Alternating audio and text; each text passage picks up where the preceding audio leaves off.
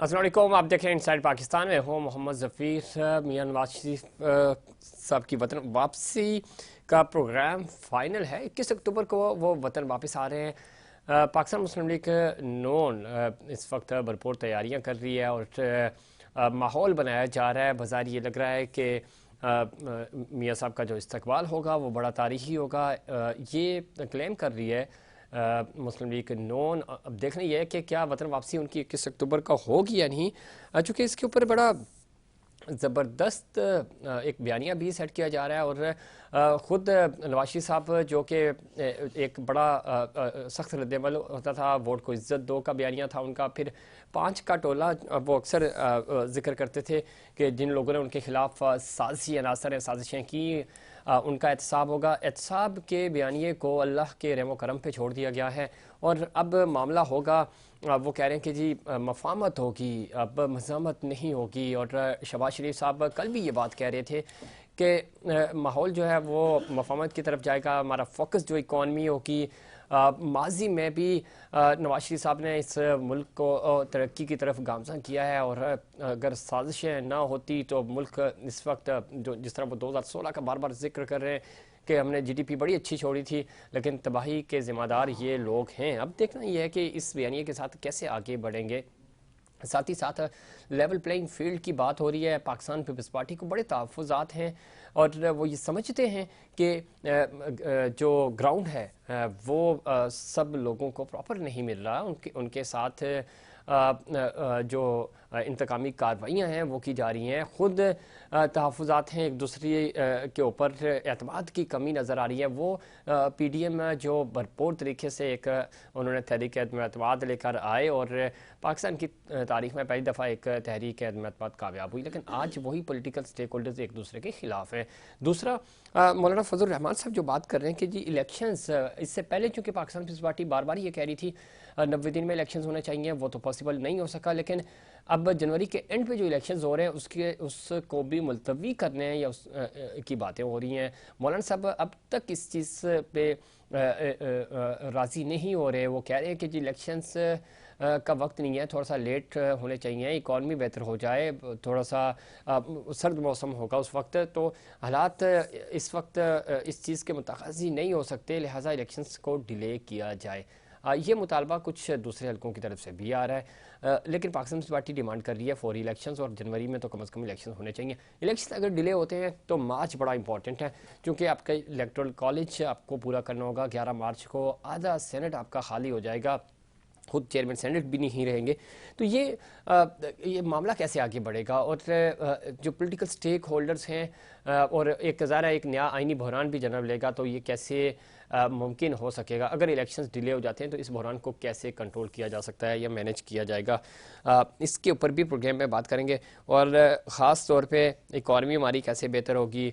खुशहाली, मरियम बीबी बार बार कह रही हैं कि 21 अक्टूबर को खुशहाली वतन वापस आ रही है, तो इससे पहले खुशहाली ही की हुकूमत थी 16 महीने, तो हमें तो कुछ नज़र नहीं आया।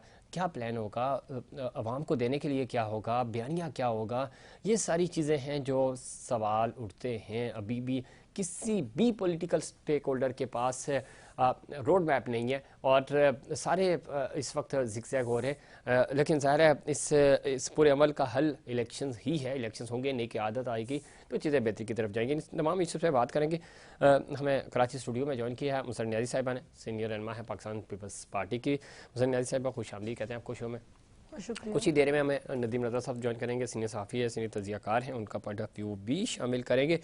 मुसर न्याज़ी साहिबा किस तरह देखती हैं, पिछले प्रोग्राम्स में जब आप हमारे पास आती थी और एक मोमेंटम बना हुआ था, बाज़ार ये लग रहा था कि शायद पाकिस्तान पीपल्स पार्टी जो है वो लीड कर रही है। ये अचानक मामला क्या हुआ कि पाकिस्तान पीपल्स पार्टी नारे लगा रही थी कि मेयर के बाद जियाला ही वज़ीर आज़म होगा, अब वो सिंध बचाने तक महदूद हो गई। बिस्मिल्लाहिर्रहमानिर्रहीम। देखिए मेरे भाई, हमने जिस तरह का जो नारा लगाया था कि जियाला ही इंशाल्लाह मेयर कराची होगा, तो अब भी हमारा यही नारा है, पाकिस्तान पीपल्स पार्टी का यही नारा है, आवाम का यही नारा है कि इंशाल्लाह जियाला यानी मेरा चेयरमैन बिलावल भुट्टो जरदारी ही वज़ीर आज़म होगा। और ये वक्त दूर नहीं है ये इलेक्शन से ना भागें कि कभी मईशत का बहाना बनाएं और कभी सर्दी का बहाना बनाएं, कभी बर्फबारी का बहाना बनाएं। देखिए, इस तरह की जब गैर कानूनी तौर पर, गैर आनी तौर पर जब इलेक्शन का इल्तवा करेंगे तो उसका मईशत पर भी, आवाम पर भी और मुल्क की बदहाली, तमाम चीज़ों पर असर पड़ेगा। और मैं नहीं समझती हूँ ये राह फरार अख्तियार क्यों कर रहे। आए इलेक्शन करवाएं, जिसको भी अवाम मुंतखब करती है उसके हवाले इक़्तिदार करें और फिर देखें कि पता चल जाता है कि जाला ही वजीर आज़म बनेगा या कोई और बनेगा। ठीक है, अच्छा ये तो चले होगी बात है। दूसरा एक बड़ी इंपॉर्टेंट बात है वो ये कि आपके चेयरमैन को भी और आपकी बाकी क़यादत को भी क्यों लगता है कि जो निगरान सेटअप है वो न्यूट्रल नहीं है, और ख़ास तौर पे जब हम सिंध की बात कर रहे हैं, ब्यूरोक्रेसी के तबादलों के ऊपर भी आपके तहफ़्फ़ुज़ात हैं, तो ये सारी चीज़ें क्यों हो रही हैं? फिर देखिए सब क्यों ना हो, जब देखें अगर जितने भी प्रोजेक्ट या जितने भी काम हो रहे हैं, तरक्याती काम हो रहे हैं, अगर सिंध के अंदर हो रहे हैं तो उनको बंद किया जाए, ठीक है। तबादले अगर सिंध में जी पर बैन लगा दिया जाए, इसी तरह पंजाब में या केपीके में वहाँ पे कोई ऐसा इश्यूज नहीं आ रहे, तो इन चीज़ों में, और जहाँ तक देखा जाए तो इसमें कोई दो राय नहीं है कि फेडरल गवर्नमेंट जो है उसके अंदर 4 से 5 जो है ना नून लीग के अपने लोग मौजूद हैं, तो सवालात तो बनेंगे। ठीक है, नून लीग के मौजूद हैं, तो ये लॉबिंग थी, आप भी कर रहे थे उस वक्त। नून लीग का पॉइंट ऑफ व्यू, ठीक है ना, इस पे शामिल करते हैं, नून लीग का पॉइंट ऑफ व्यू भी शामिल करें। शाह साहब ने हमें ज्वाइन किया, सीनियर रहनुमा है, सीनियर सियासतदान है, मुस्लिम लीग नून की नुमाइंदगी कर रहे हैं। शाह साहब खुश आमदीद कहते हैं आपको शो में। मेहरबानी। शाह साहब किस तरह देखते हैं, नहीं है शाह साहब किस तरह देखते हैं आप इस वक्त मियां साहब की वतन वापसी हो रही है, 21 अक्टूबर को भरपूर तैयारियां हैं। मरियम बीबी तो कह रही हैं कि 21 अक्टूबर को मियां नवाज शरीफ नहीं बल्कि पाकिस्तान में खुशहाली वापस आ रही है। मैं अर्ज करूं इसमें? जी जी बिल्कुल। देखिए, मियां मोहम्मद नवाज शरीफ को जो है वो मुकम्मल तौर पर निशाने पर रखा गया था, और देखो पानामा से अकाला हुआ, उसके बाद क्या हुआ, और सुप्रीम कोर्ट के अंदर जज ने बैठ के मॉनिटरिंग खुद कर रहे थे। हेलो जी जी। और दूसरी बात ये, इंशाल्लाह मियां नवाज शरीफ 21 तारीख को अपनी सरजमीन, पाकिस्तान की सरजमीन में पहुंचेंगे और लाहौर में उनका पुरतकाब इस्तकबाल होगा। और इंशाल्लाह ताला हम सिंध में तैयारियां कर रहे हैं, और यहाँ से हमने कमेटी भी बना दी है, और सिंध के से भी हजारों लोग उसके लिए लाहौर पहुंचेंगे। ठीक है, बशीर मेमन साहब ने भी आपको ज्वाइन किया है। सिंध के अंदर आप समझते हैं चूँकि पाकिस्तान पीपल्स पार्टी सबसे इस वक्त तक के जो हालात हैं, ज़ाहिर है उनकी पोजीशन बहुत बेहतर है, आप इत्तेहाद बनाया जा रहा है, आप समझते हैं कि कोई बड़ा सरप्राइज होगा? चूँकि मरियम बीबी ने भी बात सुने, अगर मैं एज शाह मोहम्मद शाह की पॉइंट ऑफ व्यू सुने जी, मैं भी के प्रेसिडेंट सिंध बोल रहा हूँ। निगरान सेटअप जो है मरकज में लीडर ऑफ द हाउस और लीडर ऑफ द अपोजिशन की मर्जी पर हुआ है, ठीक है ना? जी जी। सिंध में भी लीडर ऑफ द हाउस और लीडर ऑफ द अपोजिशन के मर्जी पर हुआ है। अभी सिंध में जो निगरान वजीर आला है वो एक बेहतरीन जज रहा है, तारीख अनमोल ही है जी जी, जो जज है अपना भाकर साहब जो है वो उसको मुतनाज़ा बनाने की जरूरत नहीं, क्योंकि उसकी तारीख बता दी, उससे हमेशा अदलिया की इंसाफ के बोलबाला रखा था। तो ये बात है। ठीक है, और कोई सवाल है? बिल्कुल है सवाल। हम सवाल आपसे ये कर रहे थे कि सिंध के अंदर से इत्तेहाद भी बनाया जा रहा है, पाकिस्तान पीपल्स पार्टी की पोजीशन सिंध में बहुत मजबूत है, कोई बड़ा सेटअप, बड़ा सरप्राइज होगा? मैं उस पर आता हूँ। देखो पार्टी के, मेरी पार्टी का फैसला करेगा मियां मोहम्मद नवाज शरीफ जी, फैसला करेगा कायद तहरीक, कायद हमारे जो है कायद मुस्लिम लीग, मियां मोहम्मद नवाज शरीफ के किसके साथ इत्तेहाद करना है या नहीं करना। इंशाल्लाह जब वो 21 को आएंगे उसके बाद मामला दूसरी तरफ जाएंगे। हमें किसी पर बातचीत करने में कोई इनकार तो नहीं, सियासतदानों से मिलते रहते हैं। अभी दूसरी बात यह है कि अगर जो इत्तेहाद बनाने चाहते हैं उनका हक है, जमहूरी हक है, मैं कौन होता रोकने वाला।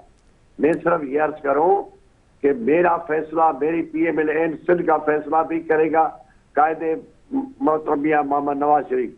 अगर वो कल कोई सूरत हाल ऐसी है जब वो पहुंचेंगे तो पार्टी के इजलास बुलाएंगे, CEC का इजलास बुलाएंगे, मुशावरत करेंगे, जो भी वो फैसला हम मानेंगे।